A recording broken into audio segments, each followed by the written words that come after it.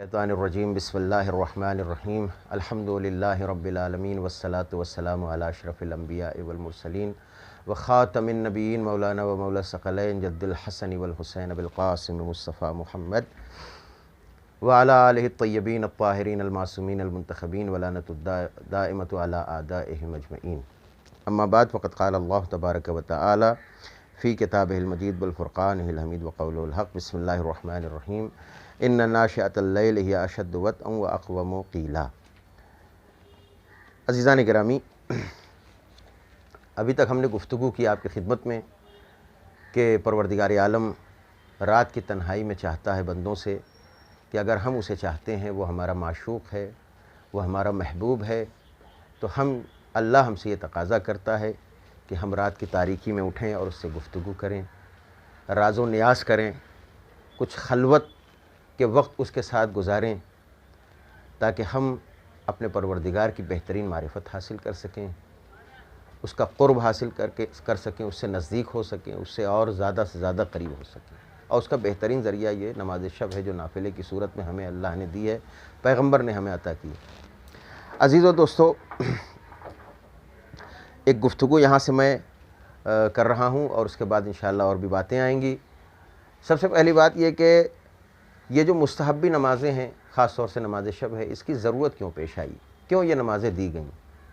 جلدی میں آپ کی خدمت میں عرض کر دوں، امام جعفر صادق علیہ السلام فرماتے ہیں، علل الشرائع جلد 2 صفحہ نمبر 328 پر یہ حدیث موجود ہے۔ آپ فرماتے ہیں چونکہ واجب نمازوں کی اہمیت بہت ہے، اس واجب نمازوں کی اہمیت کو بڑھانے کے لیے اللہ نے مستحب نمازیں عطا کی۔ توجہ فرمائیے گا، چونکہ امام فرماتے ہیں کہ اگر صرف واجب نمازیں ہوتیں تو بندہ واجب نمازیں ادا کرنے سے کوتاہی کرتا اور پیچھے ہٹتا، ہو سکتا ادا نہ کرتا، لہٰذا اللہ نے ساتھ میں یہ مستحبی نمازیں رکھیں تاکہ انسان کم از کم واجب نمازیں ادا کر سکے۔ اور اگر واجب نمازوں کے ساتھ ساتھ مستحب نمازیں بھی ادا کرے تو یہ سونے پر سہاگا ہونے والی بات ہے۔ اسی لیے امام فرماتے ہیں کہ لوگ عجلت کرتے ہیں، چونکہ مستحبات بھی ساتھ میں ہیں، نوافل ساتھ میں ہیں، اس لیے لوگ عجلت کرتے ہیں کہ واجب نمازیں جلدی سے ادا کریں تاکہ اس کے بعد وہ مستحب نمازیں ادا کر سکیں۔ وجہ کیا ہے یہ جاننے کی ہم کوشش کریں گے۔ آئیے بات کو آگے بڑھاتا ہوں۔ امام محمد باقر علیہ السلام فرماتے ہیں کہ یہ نافلہ نمازیں کیوں رکھی گئیں بطور خاص جو واجب نمازوں کے ساتھ ہیں، کیوں رکھی گئیں؟ ملاحظہ فرمائیں۔ امام فرماتے ہیں، 5ویں امام فرماتے ہیں لِأَنَّهُ إِنْ كَانَ فِي الْفَرِيضَةِ نُقْصَانٌ، اگر کوئی انسان واجب نمازیں ادا کر رہا ہے لیکن اس کی واجبات میں کہیں سے کوئی کمی رہ جاتی ہے، یقیناً ہم انسان ہیں اور خطا کار ہیں، ہم بہترین طریقے سے نماز پڑھنے کی کوشش کرتے ہیں مگر کہیں نہ کہیں کوئی کمی رہ جاتی ہے، کوئی نہ کوئی کمی ہم سے رہ جاتی ہے جس کی بھرپائی نہ ہو پاتی۔ اگر امام کیا فرماتے ہیں لِأَنَّهُ إِنْ كَانَ فِي الْفَرِيضَةِ نُقْصَانٌ، اگر واجب نمازوں میں کہیں سے کچھ کمی رہ جاتی ہے، کچھ چیزیں کم رہ جاتی ہیں، قُضِيَتِ النَّافِلَةُ عَلَى الْفَرِيضَةِ، تو اللہ نے اس نافلہ کو اسی لیے رکھا تاکہ نافلہ کے ذریعے سے ان واجبات کی بھرپائی ہو سکے۔ بہت توجہ رہے، یعنی اگر کوئی کمی واجب نمازوں میں رہ گئی ہے ہمارے ادا کرنے میں، یقیناً ہم نے سارے واجبات کو بہترین طریقے سے ادا کیا، نماز کے واجبات اور مستحبات کو بہترین طریقے سے ادا کیا، مگر چونکہ ہم خطا کار ہیں، ہم سے خطا کا امکان ممکن ہے، ہو سکتا ہے نہ جانتے ہوئے ہم سے کوئی خطا ہو گئی ہو، کوئی کمی رہ گئی ہو اس نماز کے اندر، تو یہ مستحب نمازیں، یہ نافلہ نمازیں ان واجبات کی بھرپائی کر دیتی ہیں، اس نقصان کی بھرپائی کر دیتی ہیں۔ حتی تتم، یعنی امام نے فرمایا کہ یہاں تک کہ اس کو مکمل کر دیتی ہے یہ نماز، کون؟ نافلہ نمازیں۔ بحر الانوار جلد نمبر 84 صفحہ نمبر 27 پر امام کاظم علیہ السلام سے یہ دعا ہے، حدیث ہے، امام فرماتے ہیں ان اللہ تبارک و تعالی اتم صلاۃ الفریضہ بالصلاۃ النافلہ۔ توجہ رہے، اللہ تبارک و تعالی نے صلاۃ الفریضہ یعنی نماز واجبات کو مکمل کیا ہے کس سے؟ مستحب نمازوں سے۔ وَأَتَمَّ الصِّيَامَ الْفَرِيضَةَ، اسی طرح سے نماز جو روزے واجب ہیں رمضان المبارک کے یا اور دوسرے جو واجب روزے ہیں، ان واجب روزوں کو مکمل کیا ہے نافلہ روزوں سے۔ توجہ فرمائیں آپ، یہ اللہ کا لطف و کرم ہے کہ اس نے ہمیں مستحبات جیسی چیزیں دی ہیں۔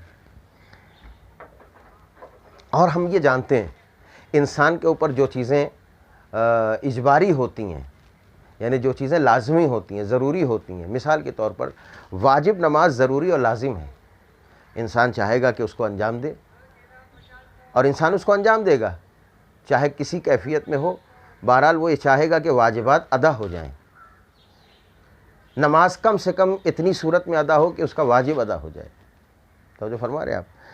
لیکن انسان کو کمال تک لے جانے والی جو چیز ہے وہ مستحبات ہیں، چونکہ انسان والنٹیرلی یہ کام کر رہا ہے اور اپنی رضایت سے، اپنی مرضی سے یہ کام کر رہا ہے، لہٰذا جو کام انسان کی اپنی مرضی سے انجام پاتا ہے وہ اس کو بلندی تک لے جاتا ہے،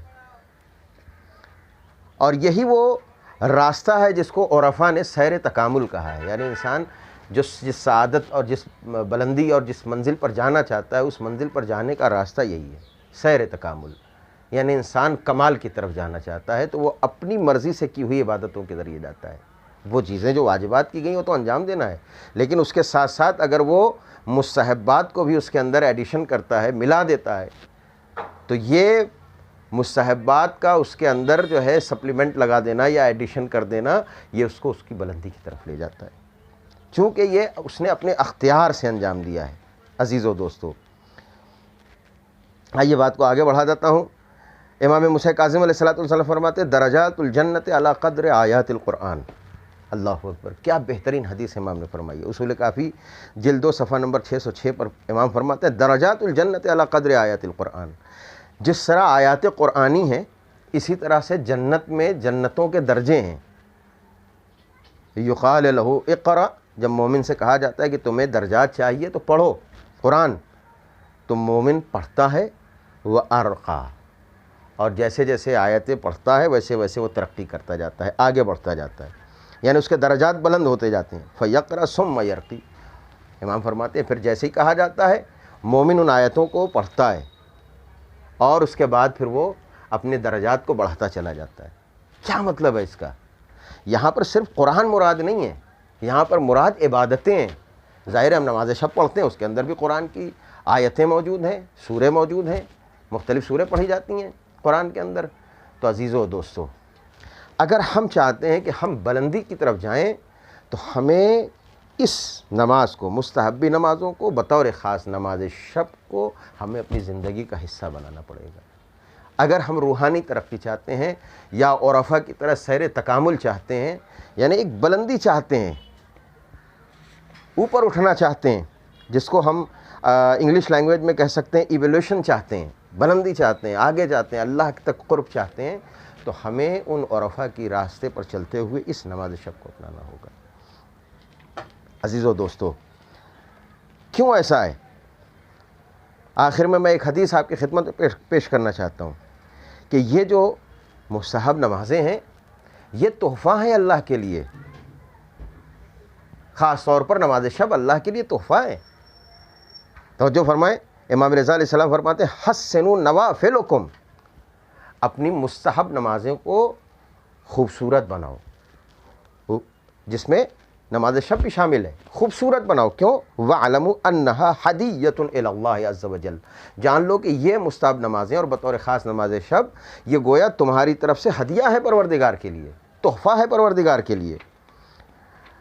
میں ایک حدیث جلدی سے آپ کی خدمت میں اور پیش کر دوں۔ یہ حدیث جو میں نے پیش کی بحار الانوار جلد نمبر 84 صفحہ نمبر 22 پر ہے، اور اسی سے ملتی جلتی ایک حدیث میں جلدی سے آپ کی خدمت میں پیش کرنا چاہتا ہوں کہ یہ ہدیہ ہے پروردگار عالم کی جانب سے، ہماری طرف سے ہدیہ ہے پروردگار کے لیے۔ چھٹے امام نے فرمایا، اصول کتاب کافی جلد 3 صفحہ نمبر 454 پر امام فرماتے ہیں اعلم ان النافلۃ بمنزلۃ الہدیہ، جان لو کہ یہ جو نافلہ نمازیں ہیں یہ ہدیے کی منزل میں ہیں، تحفہ ہے۔ یہ کہاں سے؟ منی، ہماری جانب سے تحفہ ہے۔ کس کے لیے؟ اللہ کے لیے۔ میں اس کی وضاحت تھوڑی سی کروں گا۔ ما اتیا بہا قبلت، جب بھی یہ تحفہ اللہ کی بارگاہ میں دیا جاتا ہے اللہ اسے قبول کر لیتا ہے۔ اللہ اکبر، آپ ذرا غور کیجئے، دنیا میں تحفہ دینے کا رواج ہے یا نہیں ہے؟ ہم جب کسی کو تحفہ دیتے ہیں تو جیسا شخص ہوتا ہے ویسا ہی اسے تحفہ دیتے ہیں۔ جو فرمایا آپ نے، اگر کوئی بہت قریبی انسان ہمارے ہے، بہت چاہتے ہیں اس کو ہم، تو پھر اسی کے لائق بہترین اور قیمتی تحفہ دیتے ہیں۔ عزیزو دوستو، اللہ سے زیادہ ہم سے قریب کون ہے؟ اللہ کہتا ہے نحن اقرب الیہ من حبل الورید، میں تمہاری رگ گردن سے زیادہ قریب ہوں۔